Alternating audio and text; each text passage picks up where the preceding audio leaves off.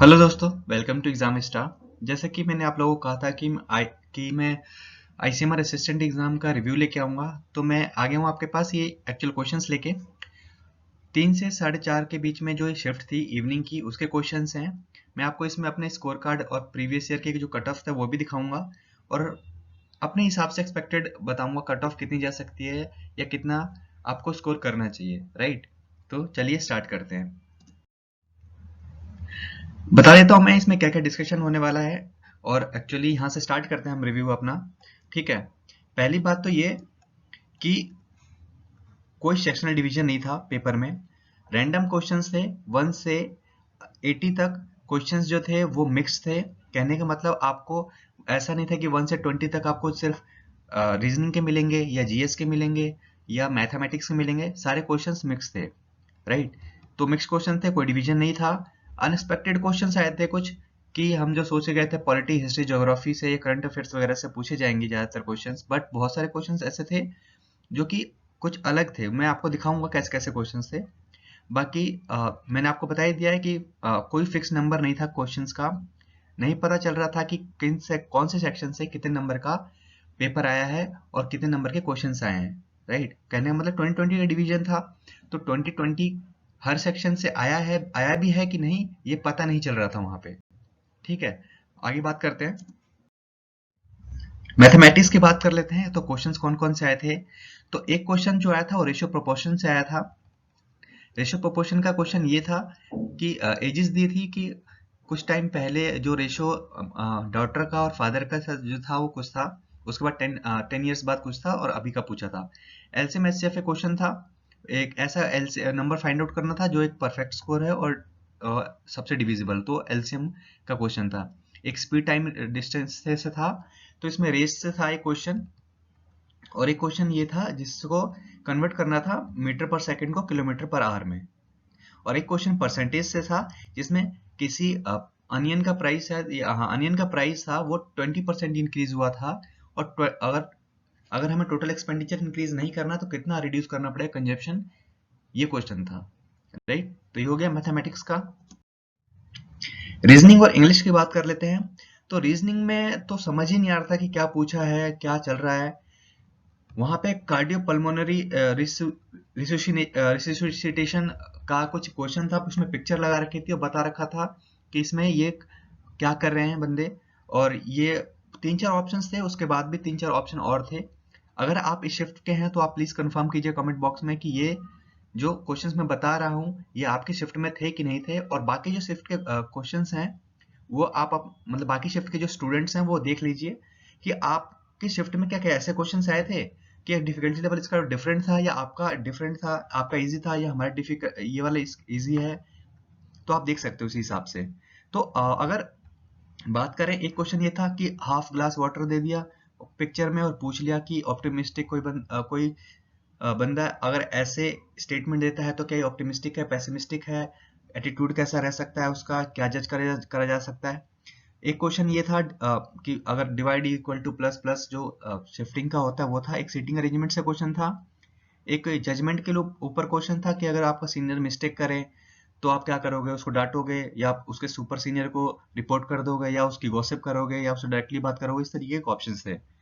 कोविड-19 patient का histogram और pie chart बना दिया था, और उसमें पूछा था कि बताओ इसमें से पाई चार्ट कौन सा है, हिस्टोग्राम का क्या रेशियो है, और डिफरेंट डिफरेंट कंट्रीज का इसमें कोविड-19 का ये था। एक्टिविटी और मेथड कुछ क्वेश्चन चीजें दे रखी थी, उसमें दे रखा था कि अगर आप ये एक्टिविटी करते हो, जैसे कि आप कहीं बाहर गार्बेज खाते हो तो आप क्या करोगे, सैनिटाइज करोगे हाथ या साबुन से धोओगे। तो ऐसे 3-4 ऑप्शंस और थे, उससे रिलेटेड क्वेश्चंस थे रीजनिंग में। और इंग्लिश तो मुझे ज्यादा दिखाई नहीं दी उसमें, जो अभी देख के जो स्टूडेंट्स ने दिए और जो मैंने बात करी, ठीक है। तो उनके एक पैसेज आया था उसमें, और एक हिस्टोरिक का ये पूछा था कि स्टडी ऑफ हिस्टोरिकल इवेंट्स, ऐसा कुछ क्वेश्चन था। तो ऐसा कुछ क्वेश्चन आए थे इंग्लिश में, राइट। अब बात करते हैं मेन इंपॉर्टेंट, मतलब बहुत इंपॉर्टेंट जो लग रहा था कि जिस डिसाइडिंग फैक्टर हुआ, क्योंकि रीजनिंग, मैथ्स और इंग्लिश मैक्सिमम स्टूडेंट्स कर जाते हैं, और मेन फैक्टर जो होता है जीएस होता है। तो देखते हैं जीएस में तो जीएस में यार देखो, जीएस में ये क्वेश्चन थे कुछ तो बता रहे थे, अच्छे क्वेश्चन थे। देखो जैसे आर्टिकल 32 पूछा था, प्रियम्बल की पूरा प्रियम्बल लिख दिया था और ये पूछा गया था कि क्या चीज है। आईसीएमआर की हिस्ट्री पूछ ली गई थी, और क्वेश्चंस भी कैसे कैसे थे, मतलब कि बता रहे थे स्टूडेंट्स कुछ, और कुछ मैंने अपने देखे। उसमें आईसीएमआर हेडक्वार्टर्स का ईमेल एड्रेस पूछ लिया कि क्या है, और पूछा था कि नोटिफिकेशन में इनमें से कौन सी चीज मेंशन नहीं थी, फोटोग्राफ से रिलेटेड और ऑनलाइन फॉर्म भरने से रिलेटेड, ये चीज थी। कंप्यूटर से काफी क्वेश्चंस आए थे, उसमें शॉर्टकट कीज आई थी, control X, control Z, control Y, ये थे। फंक्शन कीज के ऊपर क्वेश्चंस थे, विंडो के ऊपर एक पिक्चर लगा दी थी, विंडो के ऊपर कुछ क्वेश्चंस थे, प्रिंट प्रीव्यू के ऊपर क्वेश्चन था, राइट। एक क्वेश्चन ये था, फ्रीडम फाइटर्स के पिक्चर्स लगा दी थी वहां पे, और पूछा था कि ये बताओ कि ऑप्शंस दे दिए थे और ये बताना था कि ये किसकी पिक्चर है। तो उसमें भगत सिंह, सुखदेव, राजगुरु, लाला लाजपत राय, बिस्मिल, इन सब की फोटो थी, और पूछा गया था कि कौन सा इसमें से ऑप्शन सही है, कौन सा जो ऑप्शन में जो नंबर 1 नंबर 2 पे लिखे हुए हैं, कौन से नाम सही तरीके से लिखे हुए हैं।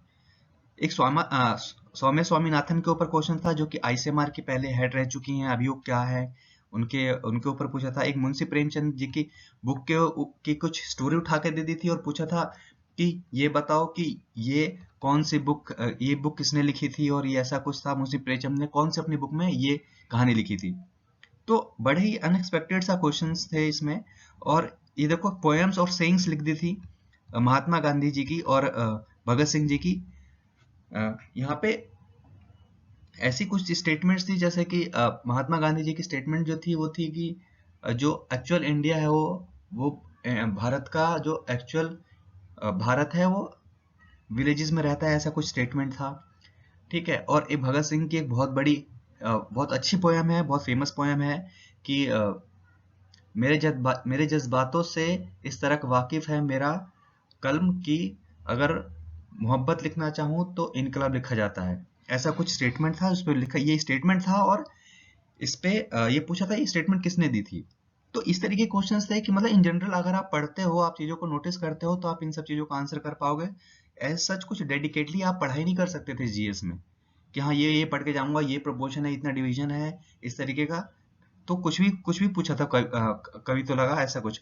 एक नेशनल एजुकेशन डे पे पूछा था, गद्दार पार्टी की स्थापना किसने करी थी, इसके ऊपर पूछा था, और इंटरनेट पहली बार कब यूज किया गया, किसके द्वारा यूज किया गया, ये पूछा था। तो आप देखो कंप्यूटर काफी अच्छा वेटेज था, राइट।